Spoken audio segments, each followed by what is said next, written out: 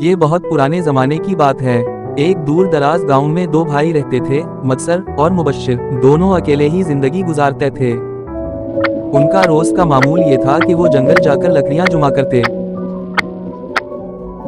और उन लकड़ियों को बेचकर अपना गुजर बसर करते थे। एक दिन मुबश्शिर ने कहा, मुदस्सर, हमारे जंगल से तो काफी लकड़ियां कम हो चुकी हैं। और ज्यादा काटेंगे तो पूरा जंगल खाली हो जाएगा। भाई, मैंने सुना है हमारे गांव के पास में जो गांव है वहाँ का जंगल बहुत घना है। हमें वहाँ से जाकर लकड़ियाँ काटनी चाहिए।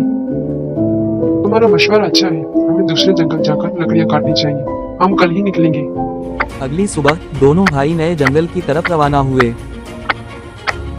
चलते चलते शाम हो गई और अंधेरा छा गया। उसी दौरान इन्हें एक गांव दिखाई दिया। भाई, सामने गांव दिख रहा है। आज रात यहीं बिताते हैं, कल सुबह निकलेंगे। ठीक है, आज रात यहीं बिताते हैं।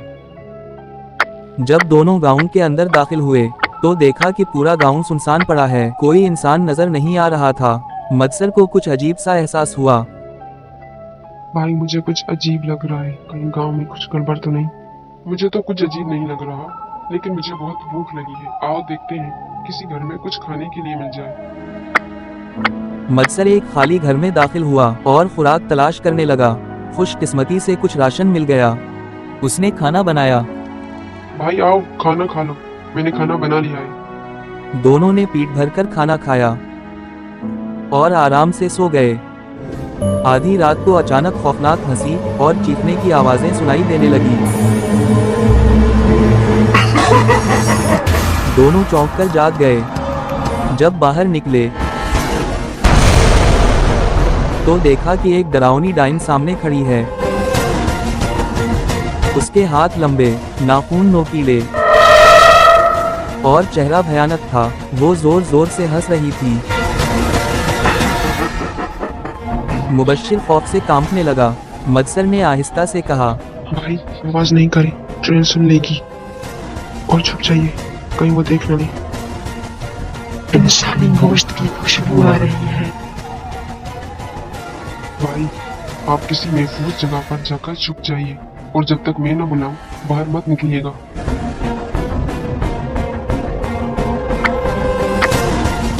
मत्सर ने डाइन से मुखातिब होकर कहा, क्या तुम सच में डायन हो?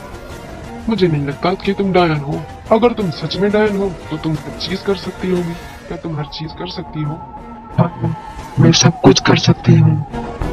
ठीक है, हम दोनों के बीच में एक मुकाबला करते हैं। अगर तुम जीत गई तो तुम मुझे खा लेना। अगर मैं जीत गया तो मुझे जाने देना। डाइन कुछ देर सोचती रही, फिर बोली, ठीक है, मुकाबला करते हैं। मुकाबला ये है कि हम दोनों एक साथ तेल डालेंगे। दोनों ने एक साथ तेल डाला। मैं 3 तक गिनूंगा, फिर हम अपने ऊपर लकड़ियां फेंक देंगे। 1, 2 और 2 कहते ही उसने फौरन जलती लकड़ी डाइन पर फेंक दी। डाइन जोर से चीखी और आग में जलकर राख बन गई।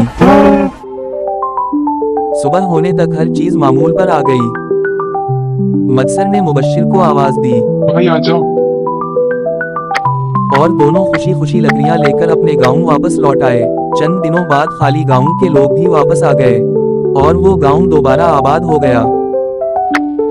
मत्सर और मुबश्शिर भी हर दिन की तरह लकड़ियां काटने लगे।